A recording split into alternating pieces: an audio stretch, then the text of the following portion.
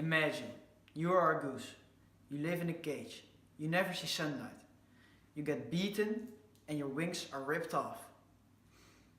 To make space for you and to get the electricity to fuel the rest of your lives, forests in South America are cut down. You get diseases and become crippled.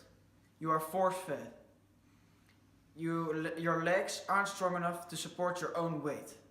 But no one cares about your life, because all you're good for is meat.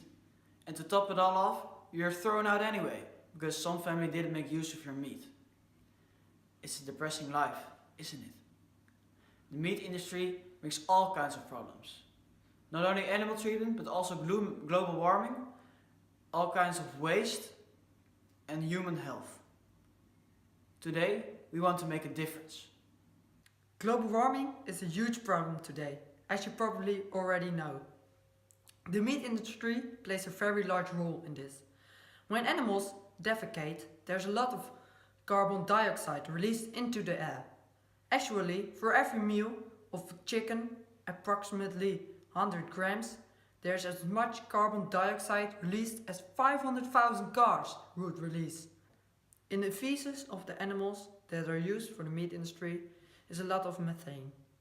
This is a part of the global warming issue. But now there is a solution for it. A company came up with an idea. They could convert the methane into biological gas with a machine called monodigester. Monodigesting is a biological process where bacteria convert the organic material into biological gas. The biological gas is becoming economically a good alternative for fossil fuels, like natural gas. For example, companies like Heineken profited from this gas because they can use the gas for their beer, earned from the feces of the animals.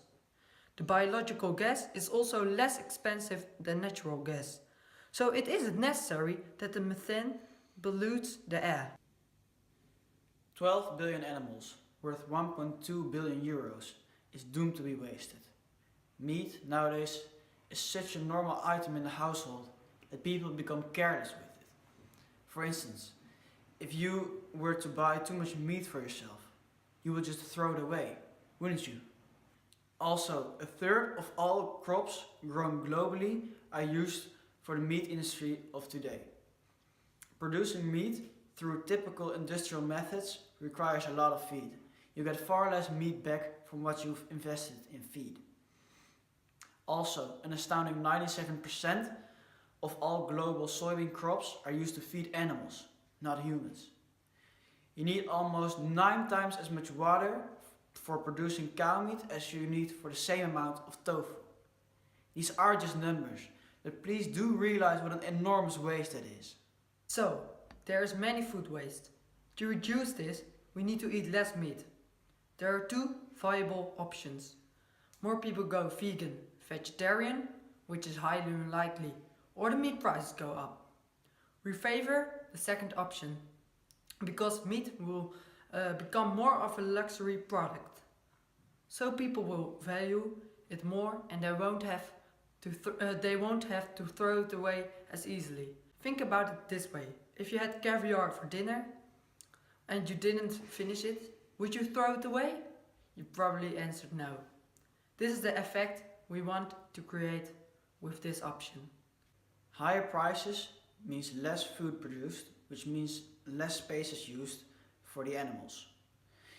Since you need less space for feed and less space for the animals themselves, you gain a lot of land back. Plus, the trees from the Amazon forest will be spared. You might be thinking, what about the people who work in the meat industry? This solution works for them as well. Because of the higher price, the meat industry can make higher quality meat, so it will be your money's worth. There will be less diseases, the animals will be treated better, etc. Making meat will become more of a craftsmanship. The butchers will make more money because of the higher price, will be able to make higher quality meat and help the environment while they are doing it. Now, as you know, animals are treated very poorly in the meat industry. How do we improve the treatment of the animals? It's not a solution to check how all the farms and companies treat their animals. You mustn't think too big. You need to think of viable solutions to start small and end up becoming big. We had an idea called cattle sharing. Everything in the world is being shared, so why not share cattle as well? Cattle sharing is a concept where you can adopt an animal like a cow, pig or chicken, etc. And the cattle you adopted and hired stays at the farm of the farmer. Once a month you come to the farm and learn how to treat and feed the animal. And the cow you adopted gives you fresh milk you need to pay for. And once the cow has died, you get the produced meat. But if you don't want meat, you get part of the money for the meat. You may think that's unfair for the farmer, because he will get less money. But that's not true. He will just get more. For example, you're a farmer and you pay for a calf. Someone wants to adopt your calf and he pays you to learn how to treat the animal. After 3 years, the calf has become a cow and it gives milk for the adopter. The adopter of the cow pays you per liter milk. You slaughter the cow when it's 7 years old. He wants the meat and he pays you €250 for the meat. In the supermarket you would spend more money for the same amount of meat.